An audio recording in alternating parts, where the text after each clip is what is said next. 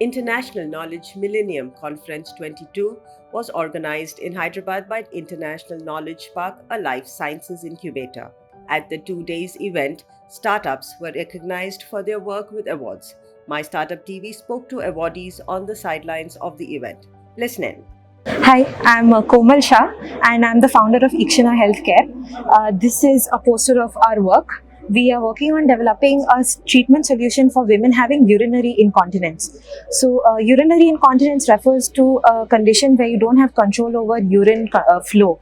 So, typically after childbirth or aging, or even women who have lung conditions can develop weakness in their pelvic floor muscles, and when these muscles become weak, it's difficult to control, basically to contract and relax the muscles the way they should be done for controlling urine itself. So for strengthening these muscles, it is possible to exercise. Just like any other muscle, you can exercise and strengthen them. For these also it's possible, but these muscles are deep seated inside the body. So it's not like your arm where you can see that you're bending enough and the exercise is happening correctly.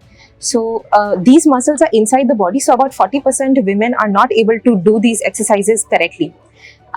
So the electrical stimulation is a known alternative where you give stimulation pulses, electrical pulses to these muscles, and the pulses will make the muscles contract and relax the way they should happen clinically.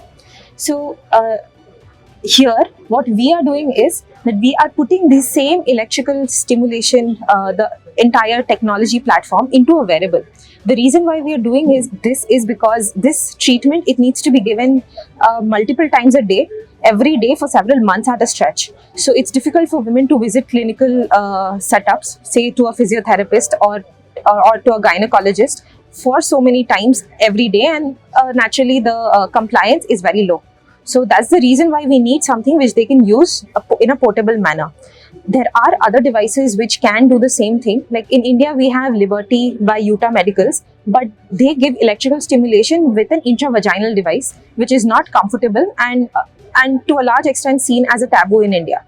So what we are using are surface-based electrodes. It's just a wearable where you can, this is the line along which electrodes and other parts come in. These are integrated in the wearable, and it's very thin and it's very discreet to use. So I can basically be wearing this sitting at my work desk doing my work, and no one would know that I'm actually taking the treatment.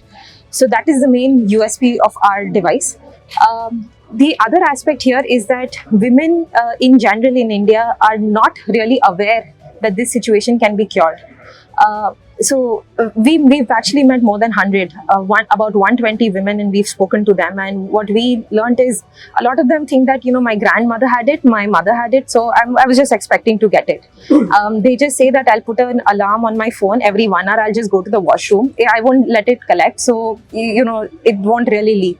But they don't realize that it's going to escalate in some time. If you don't pay attention to it, after some time, it's just going to escalate the condition, and then it'll be even more difficult to manage. So apart from coming up with the device, we also have a Ikshana community where we are trying to spread awareness about this condition. So as of now, we have 40 women part of the group, and we are hoping to grow further. So at what stage is the product? Yeah, so the platform is ready and we are doing some clinical validation tests. So this product, it actually started in IISc Bangalore, and the IISc Health Center itself, we have collaborated with them and we are doing some tests for the platform itself. The wearable is also ready, but we haven't started tests there. Recently, we got the Big BIRAC grant, and our plan is to start working with that grant towards first to make it fully compliant to medical standards, and to then take it out for pre-compliance testing and other aspects. But I think the clinical trial will require the maximum amount of funds, which we are looking to start in about 8 or 12 months from now.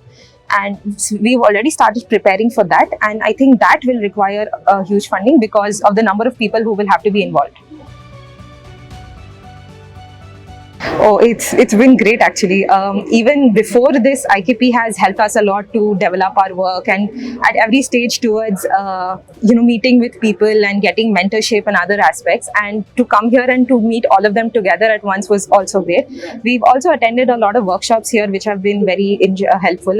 So there was one workshop on term sheets which we attended yesterday evening, and We didn't know a lot of these things, and to hear directly from someone who, otherwise is on the other side of the table, to understand what their perspective is very helpful.